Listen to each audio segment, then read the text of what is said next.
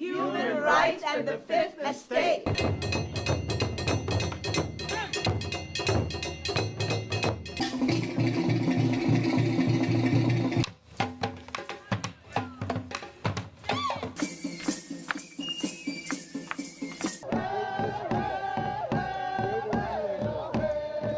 Comunidad. Daraja.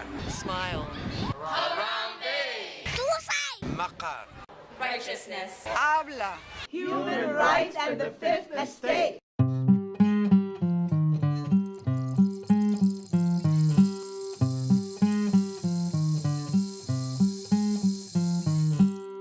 And trying to force me to admit something that wasn't true, then I knew that I was in the right place, because I knew that I was doing good work. And if they were torturing me because of that good work, then I knew that they were on the wrong side of the truth.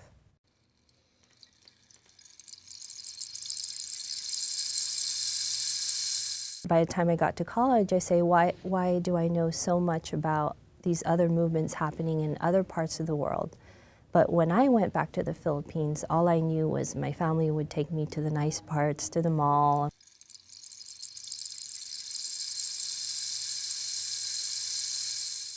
I joined a Filipino group because I was very interested in, there's this annual celebration that they do, which is a Filipino cultural night, and I was asked to write the script for that. When I started to become more politicized, I started to ask questions about my own history, my people's history in the Philippines, and why was it that my mom had to leave the Philippines in the first place to come to the United States. And so when I started looking into that, and then I wrote that play, that's when I started looking into the history of the relationship between the Philippines and the US as well, and to see it through a very different perspective, not visiting my family, not going to the malls, but actually seeing what the reality was on the ground. And so that's what I did.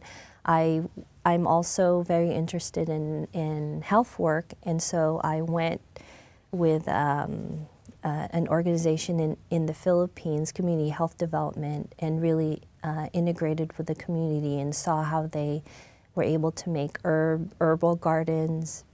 They were able to treat their own communities by training either acupuncturists or having doctors train them in basic first aid and health care, and seeing that implemented in the communities, because a lot of these communities have been so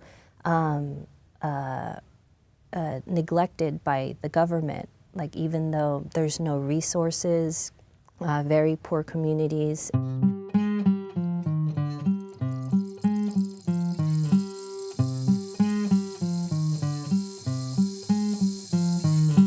I was one of the people from the Los Angeles area that led a delegation to investigate human rights violations in the Philippines. And we went to, there were different areas in the Philippines that we were investigating at that time. Hacienda Luisita, which is where they did a big protest, and a lot of people were killed as a result of that. And, but the area that I went to was Mindoro.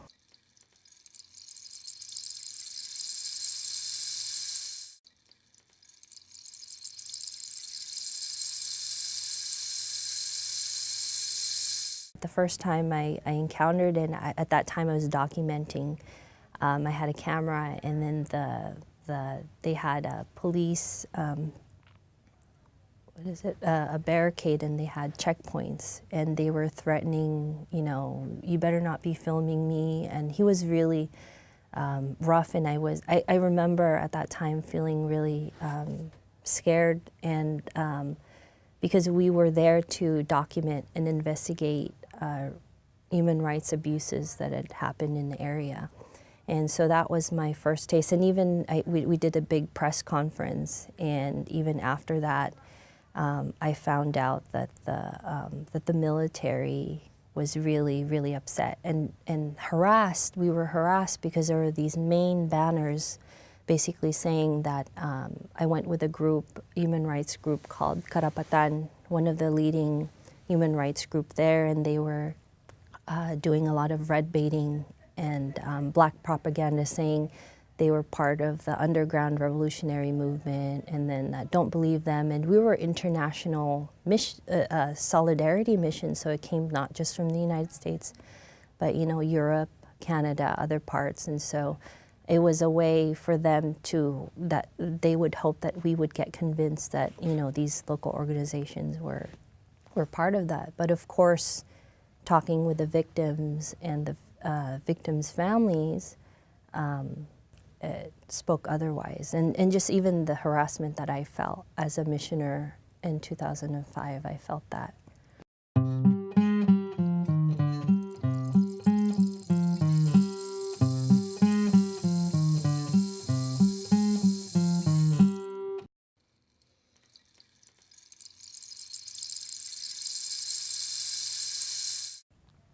I had been conducting healthcare surveys in a municipality town called La Paz Tarlac, when on May 19th, 2009, there were people that were dressed in civilian clothes, but in high-powered rifles and in masks, came into the house that we were staying in.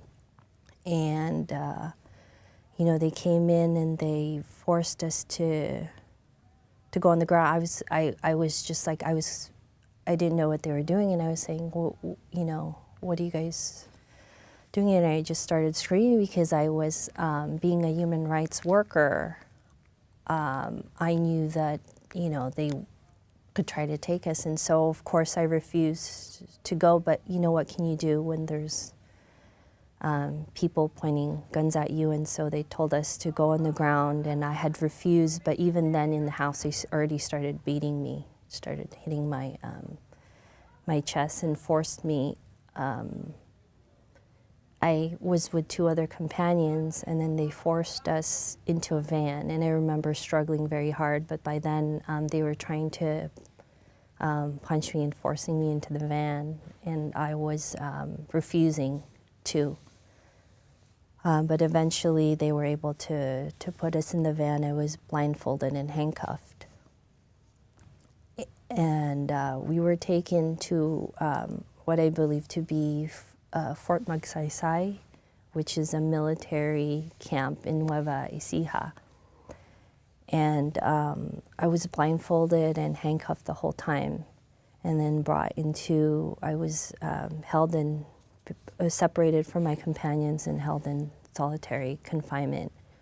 And I was basically heavily interrogated and tortured for 6 days. And during that time, they were accusing me of being a member of the New People's Army, which is a revolutionary armed group in the Philippines, and they were accusing me being being part of the Communist Party of the Philippines. And then the New People's Army is the armed group of the Communist Party of the Philippines. And I knew my rights, and so I told them, I said, I kept saying my name, asked for a lawyer, and I said I'm a human rights activist. And so that's all I told them was my name, and that I was a human rights activist. And they were trying to force me to sign papers saying that I surrendered as a rebel. And so, of course, I refused. And, of course, they were very angry with me. And for that, I suffered torture.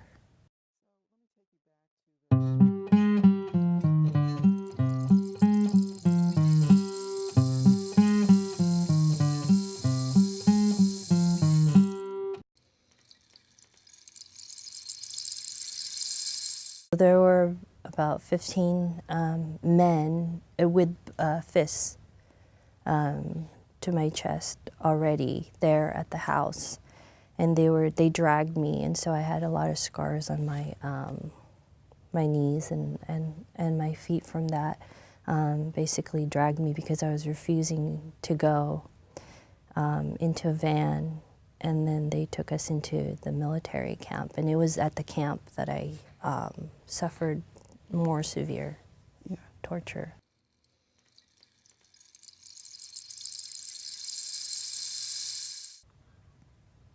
They asked me, they're like, "Do you know why you're here?" And then that's when they started accusing me of being an NPA, and they said that that I was bad for the government, and that they were, and they did say that they were part of the special operations group of the Philippine military. So one of my interrogators and one of the people that tortured me did say that they were part of the special operations group. So from the house, forcibly put us in a van and took us to another location that later I believe to be the Fort Magsaysay, which is the home of the 7th Infantry Division of the Philippine Army.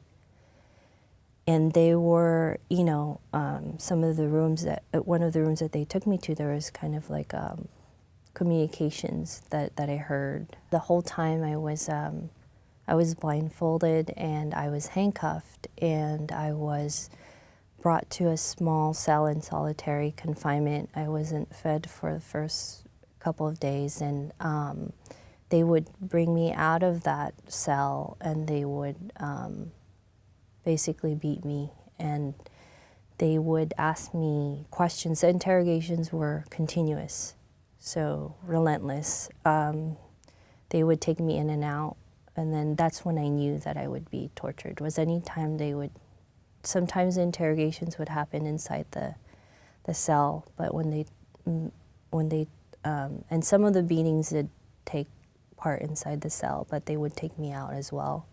You know, they would hit me, and they also suffocated, used plastic bags, double plastic bags to suffocate me.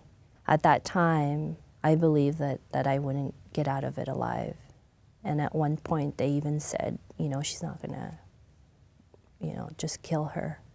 That's what I kept hearing. So I lived in fear of basically not being able to, you know, to live. So even if I would have died during that time, which I really believe that I would have died during that time, I knew that at least the work that I was doing was worth it, and that I wasn't going to let them take that away from me, and I wasn't going to let them portray me in a certain light that wasn't truthful. And I would never also you know, betray other people that I knew were doing good work, that I would never put them in a position that I was in, because I knew they wanted to know, where are the other people that I had been working with? Where are the human rights activists? You know, where are they staying? They want to know all of that. Where's my family? That's why I just remained silent.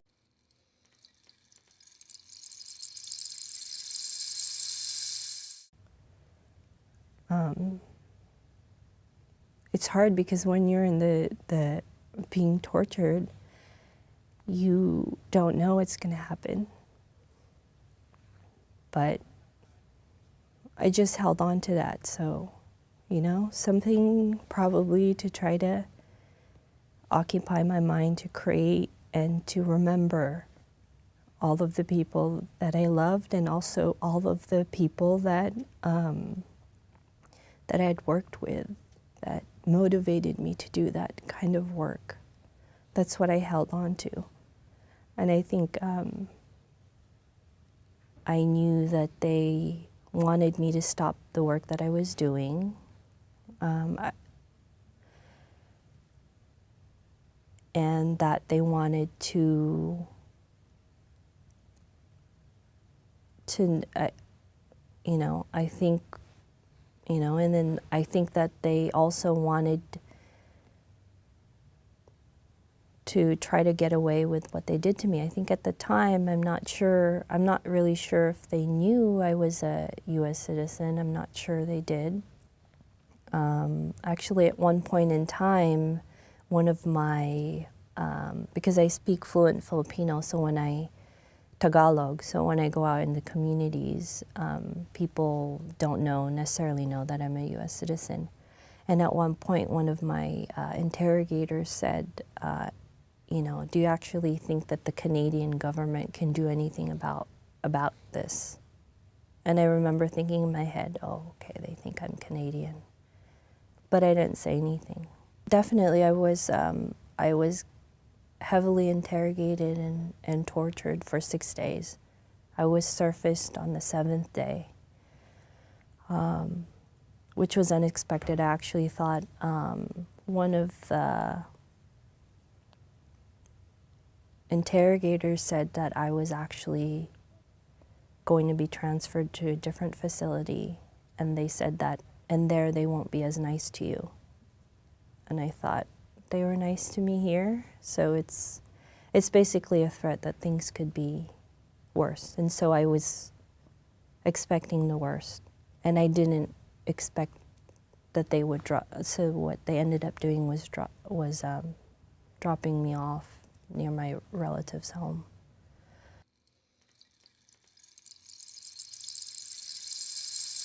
After I was surfaced, I didn't see them again. But I did ask about them, and I know at least one of them, their family was, the human rights group was able to confirm that he was surfaced as well, that he was returned to his family. But he didn't want to come out to testify in fear of his life, which I of course understand because he's still living in the Philippines. And then the third person, the human rights group hasn't seen. So there is information that he's been surfaced, but no one can confirm. I found out later when I was surfaced that people from mostly grassroots efforts, organizations I had worked with in the United States, like Bayan USA, the organization was part of Hobby Arts, and also in coalition with other human rights organizations, really helped to push for me to be surfaced. And Karapatan, the organization in the Philippines, being one of the main ones on the ground in the Philippines, because I knew that one of their health workers in Luzon was knocking on every military encampment in Luzon. And she even helped get the police blotter that recorded the incident. So, the military basically couldn't deny that they had me because there were witnesses there as well. And there was a police blotter that we were taken, and I kept saying my name. And so my name was on the police blotter. And so I really, even when I was surfaced, I was even more convinced that that work was so important, was because there was someone, when you're in that dark room and no one, at that time, you don't know, I don't know, I'm not sure where I am. I mean, you're disappeared. No one knows where you are. I can't leave. And, and knowing that someone was looking for me, just confirmed that that work is really important, because they knocked on every door, put pressure, and they also, the media in the Philippines, the human rights group, Karapatan, and the families of the disappeared were really important as well to help push visibility for my case. And so when I was surfaced as well, the families of disappeared were one of the support groups that I had that was very important for me. And even now, I remember a lot of them, is because their families still remain missing.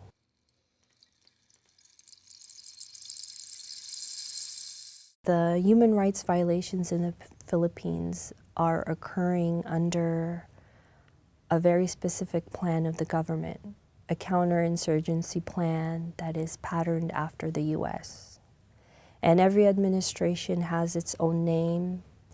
Under President Gloria Macapagal Arroyo, which is the administration when I was tortured, it was called Oplan Bantaylaya, Operation Freedom Watch. And it was one of the most notorious after Marcos' dictatorship. Gloria Macapagal-Arroyo's administration was one of the worst in terms of human rights records. General Jovito Palparan is one of the worst, and he was one of the main generals under Gloria Macapagal-Arroyo. And interestingly enough also, he was one of the generals that I was investigating when we went to Mindoro prior to a couple years before my abduction and torture.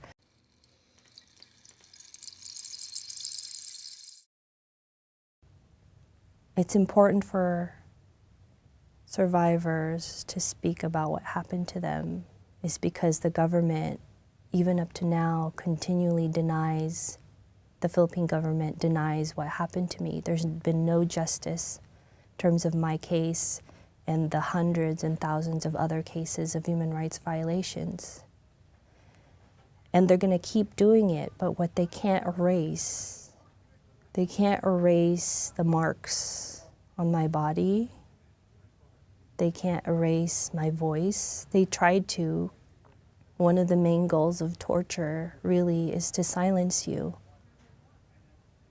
And so knowing that, I know that if I stay silent, I'm letting them win. Government and military are committing these human rights violations, so why is the US government, my taxpayer money, going towards a government that commits these human rights violations? I would like the torturers to be brought to justice and up the chain of command to be held responsible, you know. Gloria Macapagal-Arroyo, in her responsibility as chief officer, chief of command, to be held responsible for those human rights abuses, for the generals that, I mean, they were complicit, and they were the ones that operated the counterinsurgency program that resulted not only in my abduction and torture, but hundreds of others.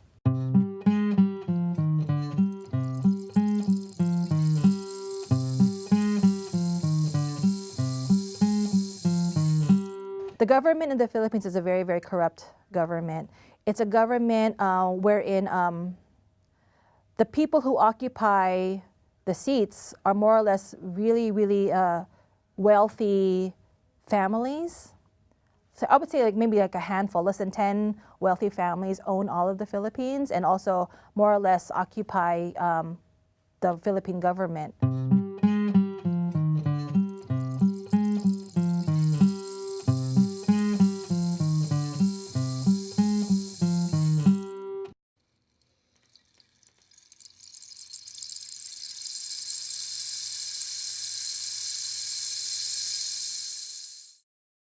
They are targeting, like Melissa, they're targeting people who are more or less immersed in the poorest, far-flung regions of the Philippines that really receive no services.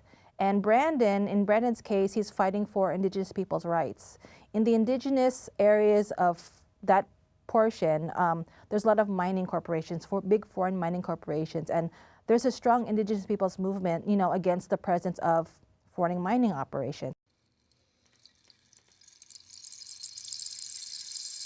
It sounds like they want something from this indigenous area, you know. Yeah, the Philippines is a very, very rich and fertile country. It's literally, you have beggars on mountains of gold. I'm being quite literal. You have the poorest of the poor sitting on top of mountains of oil and gold and copper and bauxite.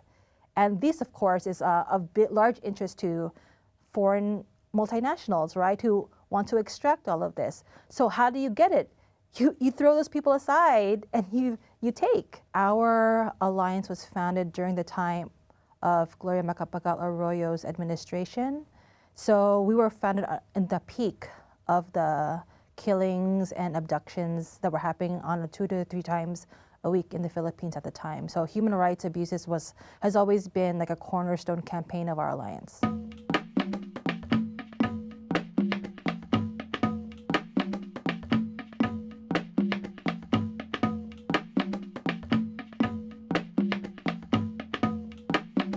What Melissa described was essentially a kidnapping.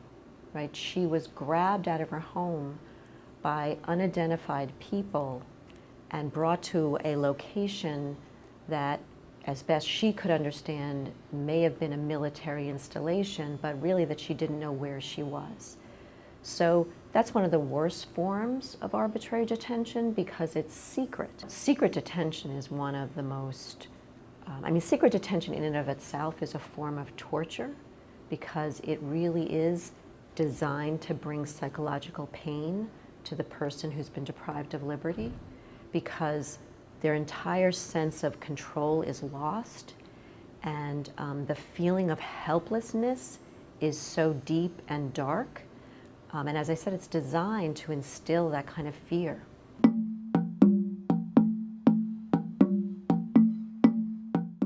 I would urge that person to definitely report the situation to the authorities, even if, right, there's very little chance or very little optimism that anything will be done by the authorities in the country, right? It is important to make that report. Of course, in certain instances, it could be unsafe to do that, right? So that's something that each individual is going to have to gauge to determine whether it would just exacerbate the problem to go to the authorities and report what happened. But if it's possible, it's always important to do that, to make a record of it so that it doesn't go unheard. That in and of itself can deter similar behavior by the offenders, and it can galvanize support, right, to push back on this kind of conduct. As long as it's kept secret, right, the offenders are more empowered to engage in it.